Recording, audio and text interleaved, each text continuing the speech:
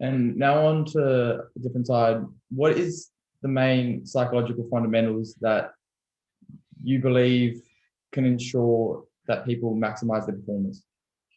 Sure. So I guess these apply at any level of sport. So right from sort of the lower levels right through to elite sport, the principles are pretty much the same. It just depends the degree to which you employ them and the time that you have to employ them as well.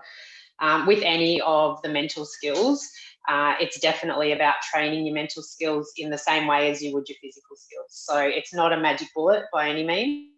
These mental skills won't magically work on competition day if you haven't worked on them beforehand. It's like you wouldn't put on a fresh pair of trainers and do a marathon if you hadn't worn them in. Same thing with your mental skills. You don't want to try something you've never tried before on competition day because there's just no guarantee that it's actually going to work. It needs to be trained, just like a physical skill. So it's about consistently applying the skills both at training and competition and making sure that you're simulating competition as much as possible where you can, so that you're in a similar mindset on a training day to then what you do on performance day, because it's that consistency and your brain feeling like, oh, I've been here before, I'm comfortable, I know what I'm doing, I know I can do this.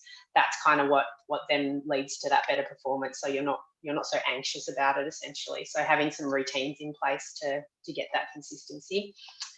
Mindset management is a big one. So looking at controlling the controllables and trying to let go of the rest and staying in a not necessarily a positive mindset, because it's not always possible to be in that space, but at least in a helpful and realistic mindset so that you're not in a negative space.